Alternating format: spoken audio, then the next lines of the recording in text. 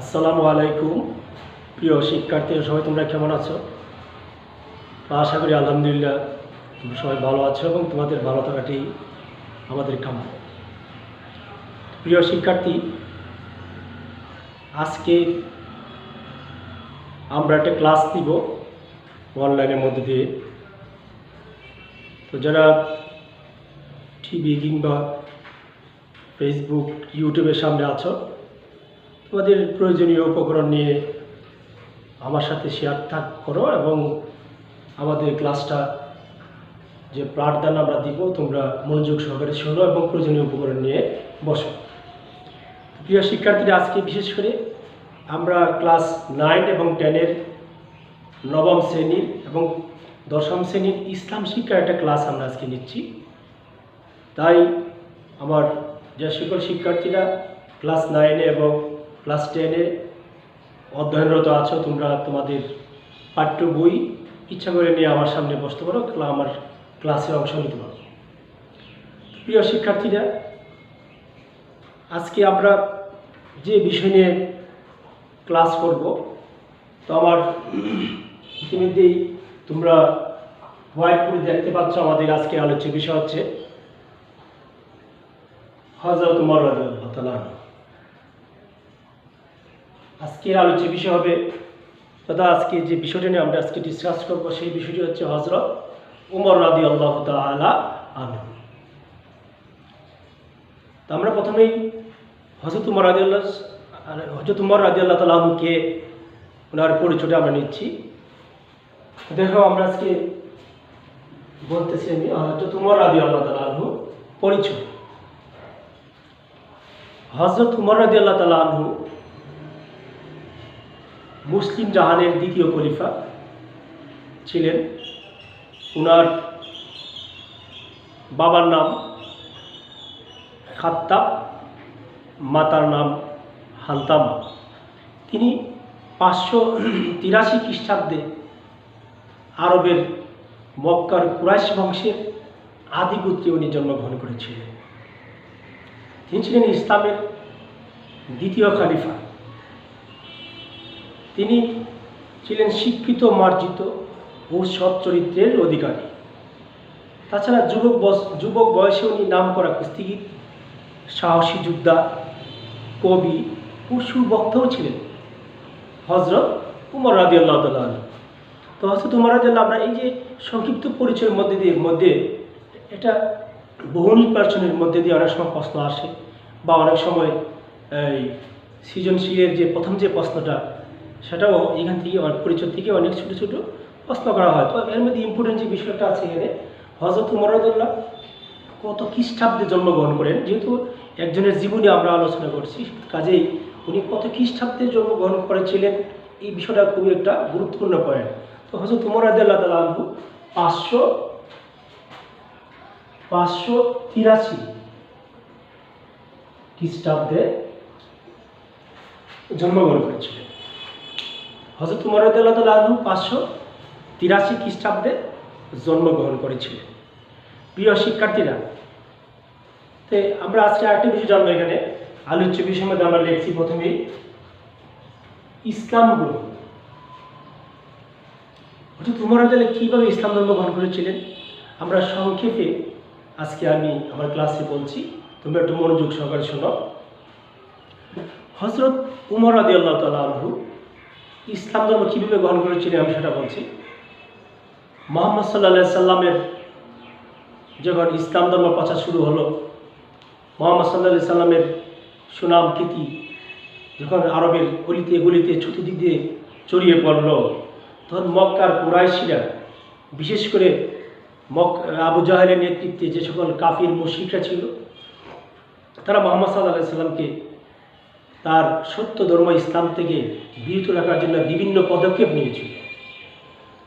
বিশেষ করে যখন মুহাম্মদ সাল্লাল্লাহু আলাইহি সাল্লাম ইসলাম প্রসার বিভিন্ন আকারে প্রসিদ্ধতা লাভ করতে লাগলো, তখন মক্কার কাফেররা, বিশেষ করে আবু জাহেলের নেতৃত্বে একটি সংগঠন তারা বসেন, যে সংগঠনের নাম ছিল দারুন নাদওয়া। ওই দারুন নাদওয়ার বৈঠকে সিদ্ধান্ত নিল যে মুহাম্মদ সাল্লাল্লাহু আলাইহি সাল্লামকে তারা বলল তাদের ভাষা যে মোহাম্মদকে হত্যা করতে পারবে তার জন্য 100 উট পুরস্কার দেওয়া হবে এবং স্বর্ণ মুদ্রা এগুলো তাদেরকে অসংখ্য স্বর্ণ মুদ্রাও তাদেরকে দেওয়া হবে যে মোহাম্মদকে হত্যা করতে পারে। আর ওই বৈঠকে ছিলেন হজরত উমর রাদিয়াল্লাহু আনহু, উনিও ওই দারুণ নদওয়ার বৈঠকেই বসেছেন। উনি দাঁড়িয়ে বললেন যে না, আমি মোহাম্মদকে হত্যা করব বলেই উনি ওনার খোলা তরবারি হাতি নিয়ে মোহাম্মদকে তথা মোহাম্মদ সাল্লাল্লাহু আলাইহি সাল্লামকে হত্যা করার জন্য উনি বেরিয়ে যান ওই দারুণ নদওয়ার বৈঠক থেকে। তো ইজিপ্টের রাস্তায় ওনার ছোটবেলার বাল্যবন্ধু নঈম, হযরত উমর রাদিয়াল্লাহু তাআলা আনহুর বাল্যবন্ধু নঈম মেষ চালাচ্ছিল। নঈম তাকে বলল, উমর কোথায় যাচ্ছ? উমর রাদিয়াল্লাহু আনহু জবাব দিলেন, আমি মুহাম্মদকে হত্যা করার জন্য যাচ্ছি। উমর রাদিয়াল্লাহু বললেন, আলী মোহাম্মদকে, যিনি এত বড় সারা বিশ্বের নবী দাবি করেন, যিনি এত বড় ওনার নাম দাম খ্যাতি, ওনাকে হত্যা করতে পারবে? হ্যাঁ, কেন পারবে না? তখন নঈম বলল, বলতে তোমার কি? ঠিক আছে, আমি তোমাকে একটু যাচাই করে দেখি। এই যে আমার এতগুলো ছাগল আছে এখানে, একটা ছাগলের বাচ্চা তুমি ধরো। বলে দিলে ঠিক আছে। তো উনি অনেক চেষ্টা করে হয়তো তোমার একটা ছাগলের বাচ্চা ধরতে পারে নাই। কাজেই তখন নঈম বলল যে তুমি ছাগলের বাচ্চা ধরতে পারো না, কী করে মোহাম্মদকে হত্যা করবে? তখন তোমার আরও কেঁপে যাবে, আরও রাগান্বিত হয়ে যাবে। অবশেষে নঈম বলল তার বাল্যবন্ধু যে তুমি আগে নিজের ঘর সামলাও। কি? তোমার বোন এবং তোমার ভগ্নিপতি সাইদ, তোমার বোন ফাতেমা, তারা ইতিমধ্যে ইসলাম ধর্ম গ্রহণ করে ফেলেছে। আগে তাদেরকে বাধা দাও। হযরত উমর রাদিয়াল্লাহু তেলে বেগুনে অগ্নিশর্মা হয়ে গেলেন তার ভগ্নিপতি এবং বোনের বাড়িতে গিয়ে তার বোন এবং ভগ্নিপতিকে জিজ্ঞাসা করল, তোমরা নাকি ইসলাম ধর্ম গ্রহণ করেছো?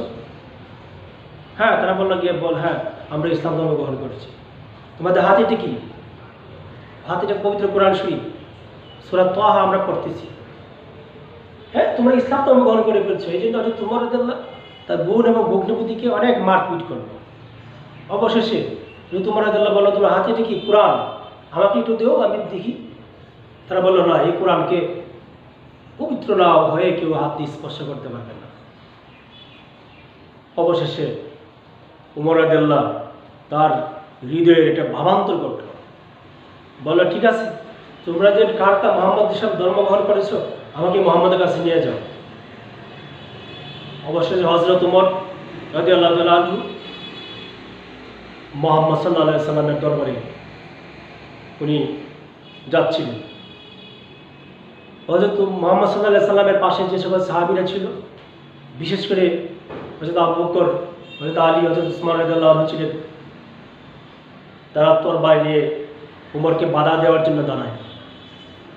মুহাম্মদ সাল্লাল্লাহু আলাইহি সাল্লাম বলল তাদেরকে, সাথীবৃন্দদেরকে, তোমরা উমরকে আমার কাছে আসতে দাও, দেখি উমর কী সিদ্ধান্ত নেয়।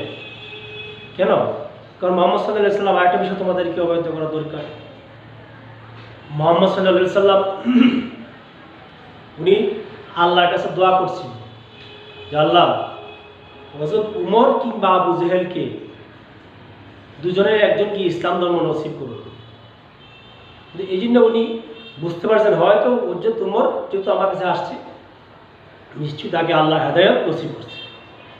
তো হযরত উমর রাদিয়াল্লাহু আনহু অবশেষে নবীজি সাল্লাল্লাহু আলাইহি ওয়াসাল্লামের কাছে এসে বলল, হে নবী, আপনি যে ধর্ম প্রচার করতেছেন সেটা কি সত্যি?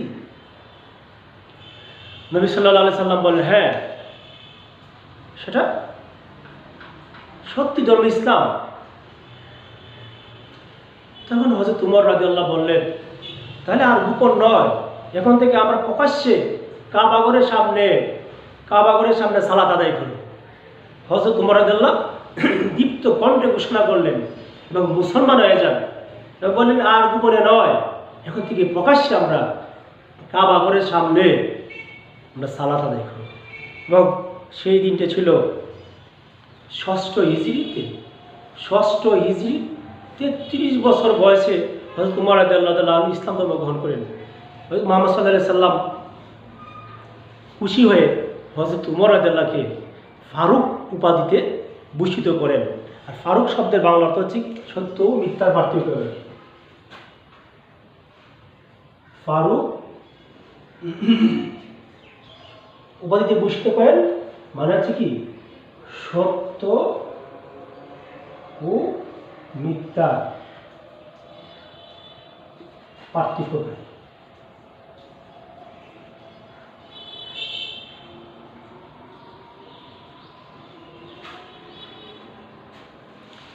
তো উনি কত হিজরিতে ইসলাম ধর্ম গ্রহণ করেন? ষষ্ঠ হিজরিতে ইসলাম ধর্ম গ্রহণ করেন। কত বছর বয়সে? 33 বছর বয়সে। প্রিয় শিক্ষার্থীরা, তো এইভাবে হচ্ছে উমর রাদিয়াল্লাহু ইসলাম ধর্ম গ্রহণ করেন। এবার ইসলাম ধর্ম গ্রহণ করার পরে উনি ইসলামের কি ভূমিকা নেন, কি বিচার কার্য ওনার পরিচালনা করেন, সেই বিষয়ে আজকে আমি বলছি কিছু তোমাদেরকে। তো আমাদের পরের স্টেপ হচ্ছে কি, ন্যায় বিচার। হযরত উমর রাদিয়াল্লাহু তাআলা এর ন্যায় বিচারের অনেক দৃষ্টান্ত উনি রেখে গেছেন সারা বিশ্বের মুসলমানের জন্য। তো আমি সংক্ষিপ্ত আকারে তোমাদেরকে একটু বলছি, একটু মনোযোগ সহকারে শুনো। হযরত উমর ফারুক রাদিয়াল্লাহু ছিলেন ন্যায় ও ইনসাফের মূর্তপতি। আইনের চোখে তিনি ধনী গরিব, উঁচু নিচু, আপন পরের মধ্যে কোনো ভেদাভেদ করতেন না।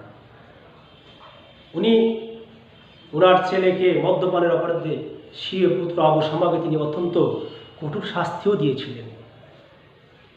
ওনার আইনের চোখে উনি ধনী গরিব, মুসলিম অমুসলিম উনি ভেদাভেদ করেন নাই। একবার হযরত উমর রাদিয়াল্লাহু তাআলা আনহু কাছে একটা বিচার আসলো। সে বিচারের পূর্ববর্তী যে ঘটনাটা ঘটছিল সেটা আমি বলছি। একবার এক ইহুদি এবং একজন মুসলমান, দুজনের মধ্যে একটা বিষয় নিয়ে দ্বন্দ্ব হলো। তো ওই দ্বন্দ্বের সমস্যার সমাধানের জন্য তারা উভয় সিদ্ধান্তক্রমে মুহাম্মদ সাল্লাল্লাহু আলাইহি সাল্লামের কাছে গেল। আর মুহাম্মদ সাল্লাল্লাহু আলাইহি সাল্লাম রায় দিল, ইহুদি এবং মুসলমানের যে এটা নিয়ে ঝগড়া বাঁধছিল, মুহাম্মদ সাল্লাল্লাহু আলাইহি সাল্লামের রায় চলে গেল। অর্থাৎ অন্যায় হইল মুসলমানের, ন্যায় হইল ইহুদি, অর্থাৎ বিচারটা পেল ইহুদি। এবার ইহুদি বিচার মানে, কিন্তু মুসলমান সে বলে না, সেটা আমার মনপদ হয় নাই। এক কাজ করো, জানি উমর রাদিয়াল্লাহু উনি তো ন্যায় বিচার করেন, উনি তো একজন মানে তিনি ধনী গরিব উঁচু নিচু কোনো আপন পরে ভেদাভেদ করেন নাই। কাজেই মুসলমান সাথী বলল, চলো আমরা হযরত উমরের দরবারে যাই। হযরত উমর যে সিদ্ধান্ত দিবে আমি সেই সিদ্ধান্তটা মেনে নিব। অবশেষে মুসলমান এবং ইহুদি উভয়ই হযরত উমর রাদিয়াল্লাহু দরবারে যান।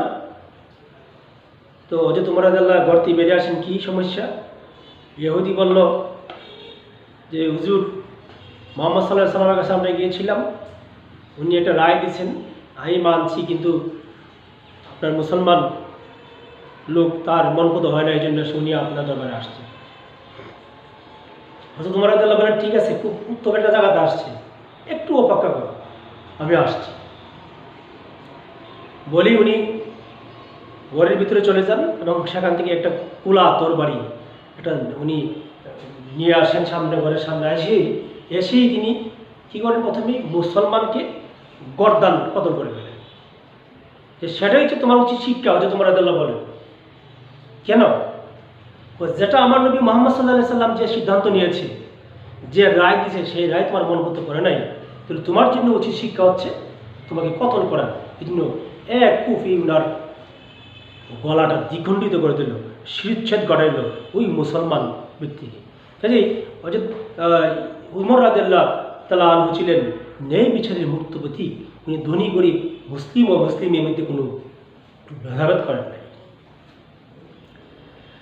তো প্রিয় শিক্ষার্থী, আমরা এরপরে স্টেপে লিখছি চরিত্র। তো আমরা তখন আলোচনার মধ্যে দিয়ে আমরা নিশ্চয়ই অবগত হতে পেরেছি হযরত উমর রাদিয়াল্লাহর চরিত্র কতটুকু উন্নত হতে পারে সেটা বলার অপেক্ষা রাখে না।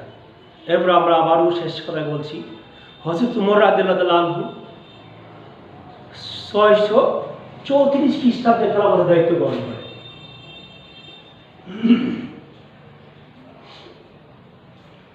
634 খ্রিস্টাব্দে খিলাফতের দায়িত্ব গ্রহণের পর তার মানবীয় গুণটি আরও উজ্জ্বল হয়ে ওঠে। তিনি সত্য ও অসত্যের বিষয়ে অত্যন্ত সজাগ থাকতেন। তিনি রাষ্ট্রের সকল অধিবাসীর খোঁজ খবর রাখার জন্য পুলিশ বিভাগ ও গোয়েন্দা বিভাগের প্রতিষ্ঠা করেছিলেন। সেনাবাহিনীকে সুশৃঙ্খল করার জন্য তিনি 4 মাস অন্তর অন্তর একটা ছুটির ব্যবস্থা করে রেখেছিলেন। হযরত উমর রাদিয়াল্লাহু কৃষিকাজের উন্নয়নের জন্য দেশের বিভিন্ন খাল খনন করেছিলেন। তারপর তিনি জনসাধারণের অবস্থা স্বচক্ষে দেখার জন্য তিনি রাতের অন্ধকারে ঘুরে ঘুরে বেড়াতেন। ক্ষুধার্ত শিশুর কান্নার আওয়াজ শুনে তিনি নিজ কাঁধে করে আটার বস্তা নিয়ে তিনি তাঁবুতে গিয়ে যেতেন। স্বীয় স্ত্রী উম্মে কুলসুমকে প্রসব বেদনা কাতর এক বেদুইনের স্ত্রীকে সাহায্য করার জন্য তার ঘরে নিয়ে যান। পৃথিবীর রাজা বাদশাহ ইতিহাসে পর্যালোচনা করলে এমন বাৎসল শাসক আর খুঁজে পাওয়া যায় না। তাছাড়া উনি জনসাধারণের জন্য শাসকের বিরুদ্ধে অভিযোগ করার একটা ব্যবস্থা করেছিলেন হযরত উমর রাদিয়াল্লাহু। জুমার নামাজে শাসকের কোনো বিরুদ্ধে কারো কোনো অভিযোগ থাকলে ওই জুমার নামাজে যেন কোয়েশ্চেনের মধ্যে দিয়ে প্রশ্ন করতে পারে শাসকের বিরুদ্ধে জনসাধারণরা, সেরকম একটা ব্যবস্থা হযরত উমর রাদিয়াল্লাহু তাআলা আরম্ভ করে রেখেছিলেন। এরই প্রেক্ষিতে একবার হযরত উমর রাদিয়াল্লাহু তাআলা জুমার নামাজের খুতবার জন্য উনি খুতবা দিচ্ছেন, লম্বা জুব্বা পরে, লম্বা পাঞ্জাবি পরে। তখন এক ব্যক্তি দাঁড়ায় প্রশ্ন করল, হে আমিরুল মুমিনিন, আপনাদের বাইতুল মাল থেকে আমরা জানি এক একজন ব্যক্তি এক একটা কাপড় পাইছে, লঙ্গির মতো কাপড় পাইছে, তো আপনি তো একটা কাপড় পাইছেন আমাদের মতো, তাহলে আপনার জামা এত লম্বা কি করে আপনি বানাইলেন? তখন উমর রাদিয়াল্লাহু খুশি হয়ে গেলেন, যে আল্লাহর প্রশংসা করলেন যে আমার রাজ্যের মধ্যে যে এত সচেতন জনগণ আছে, এত সচেতন মানুষ আছে, তিনি খুশি হয়ে যান। হ্যাঁ ঠিক আছে, আলহামদুলিল্লাহ, তোমার প্রশ্নের জবাব দিবে আমার ছেলে আব্দুল্লাহ, সেখানে বসা আছে। হযরত উমর রাদিয়াল্লাহু তাআলা আনহু-এর ছেলে ও জুমা নামাজ পড়ার জন্য আসছিল মসজিদে। উনি আব্দুল্লাহ রাদিয়াল্লাহু উনি দাঁড়িয়ে বললেন, ওই যে তাকে প্রশ্ন করেছিল অত লম্বা কাপড় কোথায় পাইলেন? হযরত উমর রাদিয়াল্লাহু ছেলে জবাব দিলেন যে বাইতুল মাল থেকে আমি একটা পাঞ্জাবির জন্য একটা চাদর পাইছি, আমার বাবাও হযরত উমর একটা কাপড় তথা চাদর পাইছে বাইতুল মাল থেকে। ওই দুটা কাপড়কে মিলিয়ে আমি আমার কাপড়টা আমার বাবাকে দিয়ে দিছি, বাবা আমার কাপড় এবং বাবার কাপড় দুটো মিলে এই লম্বা জুব্বা উনি পরিধান করেছে। তখন ওই সাধারণ পাবলিক উনি বসে যান, হযরত উমর রাদিয়াল্লাহু যথারীতি নামাজ আদায় করেন। এই ছিল হযরত উমর রাদিয়াল্লাহু এর চরিত্র। হযরত উমর রাদিয়াল্লাহু চরিত্রকে আজকে সারা বিশ্বের রাষ্ট্রনায়কের জন্য আমরা মনে করি একটা আদর্শ। রাষ্ট্র পরিচালনার জন্য, সুষ্ঠু রাষ্ট্র পরিচালনার জন্য যদি একজন শাসক খোঁজা দরকার। উনি হচ্ছেন হযরত উমর ফারুক রাদিয়াল্লাহু তাআলা, যার চরিত্রে ছিল নির্ভুল, যার চরিত্রের সম্পর্কে নবী সাল্লাল্লাহু আলাইহি সাল্লাম বলেন, যদি আমি মুহাম্মদের পরে যদি কেউ নবী হতো তাহলে নবী হতো হযরত উমর রাদিয়াল্লাহু তাআলা। কাজেই হযরত উমর রাদিয়াল্লাহু তাআলা সম্পর্কে আজকে আমরা অনেক কিছু জানলাম, ওনার পরিচয়, ওনার ন্যায় বিচারকের ঘটনা, ওনার চরিত্র। তো প্রিয় শিক্ষার্থীরা, আমরা হযরত উমর রাদিয়াল্লাহু তাআলা আনহু এই বিষয়ে যেগুলো আলোচনা করলাম, এরই পরিপ্রেক্ষিতে পরীক্ষায় কিছু সৃজনশীল প্রশ্ন থাকে, সেটা তোমরা অবশ্যই অবগত আছো। তো দেখো, আজকে আমি একটা সৃজনশীল দিচ্ছি, যেটা এই হযরত উমর রাদিয়াল্লাহু তাআলা আনহুয়ের যে বিষয় নিয়ে আলোচনা করছি, এরই বিধর্তী কী করে সৃজনশীল প্রশ্নগুলো আসে সেটা আমি এখানে লিখছি, তোমরাও লিখে নাও এবং বাসাতে সেটা প্র্যাকটিস করবে। আশা করি অবশ্যই তোমাদের এটা তোমাদের পরীক্ষার জন্য এটা সহায়ক হবে।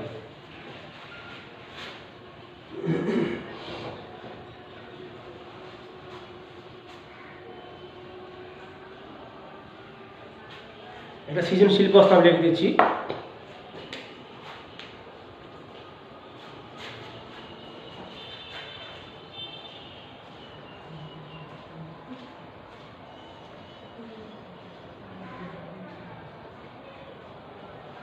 সৃজনশীল প্রশ্ন।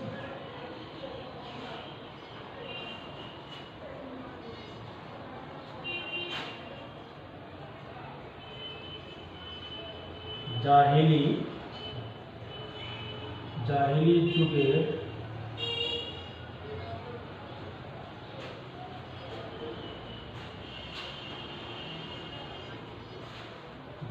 যুগে কুরাইশ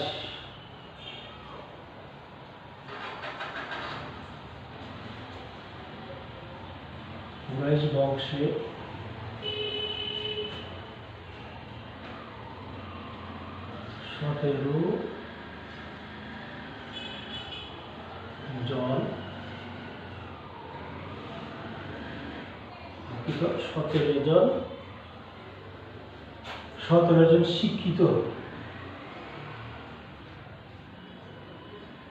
সতেরো জন শিক্ষিত লোকের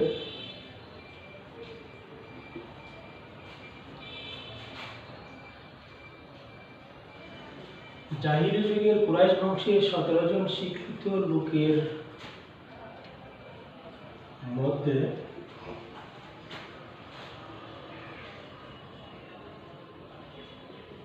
উমর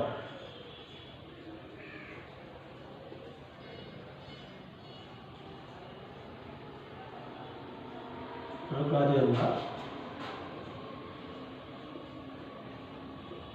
ছিলেন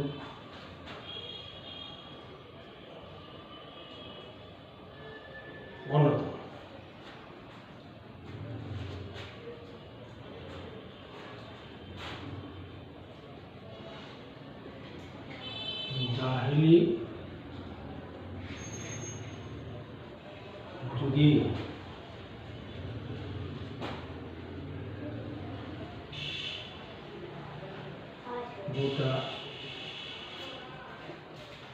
জাহিলি যুগে গোটা আরব সমাজে গোটা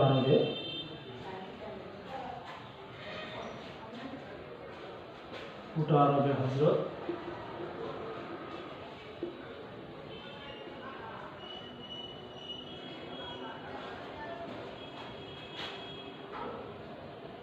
রাদিয়াল্লাহু এর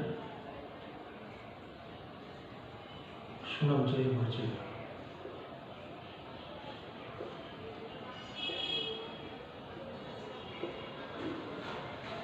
তো আশা করি লিখতেছি, দেখো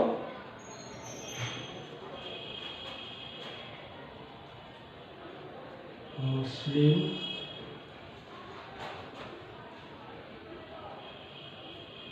জাহানে খলিফা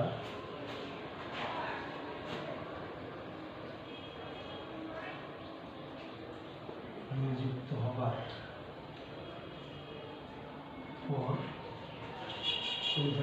হবার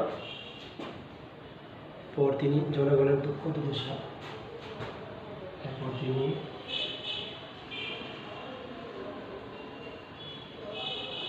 জনগণের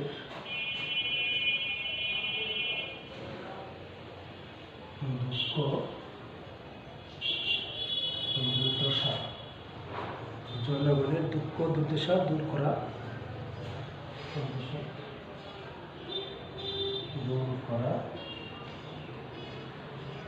এবং শান্তি বিধানে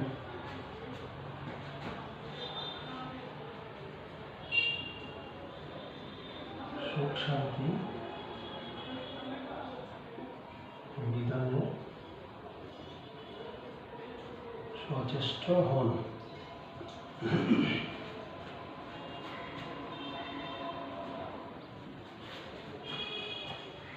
তার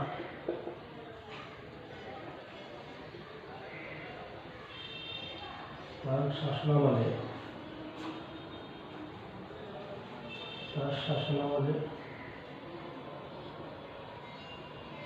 সর্বত্রই ন্যায় বিচার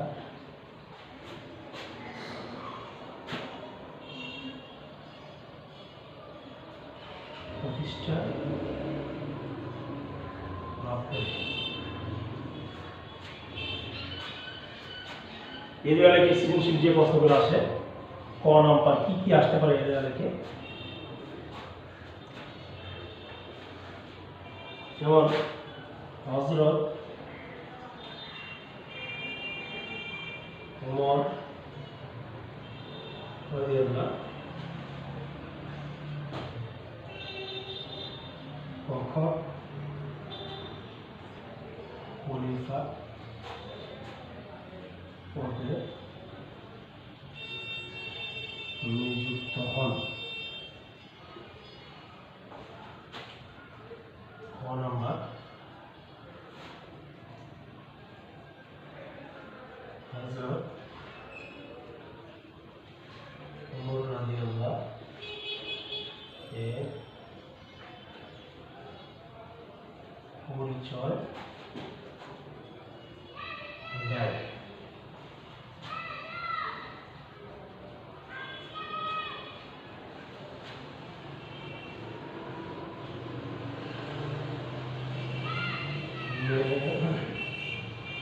বিচার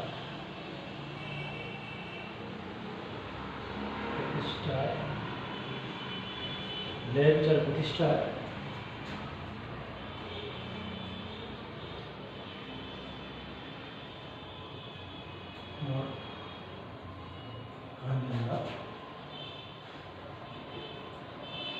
কি কি পদক্ষেপ নিয়েছিল, কি পদক্ষেপ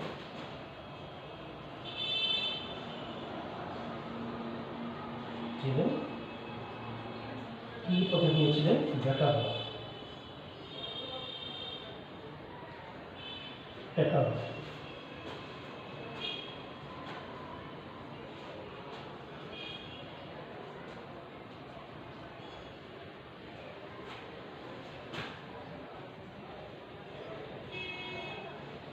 জনবিরোধী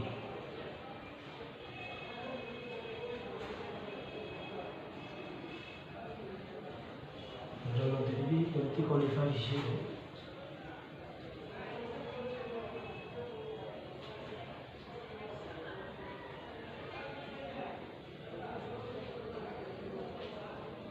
তোমার রাদিয়াল্লাহুকে মূল্যায়ন করা।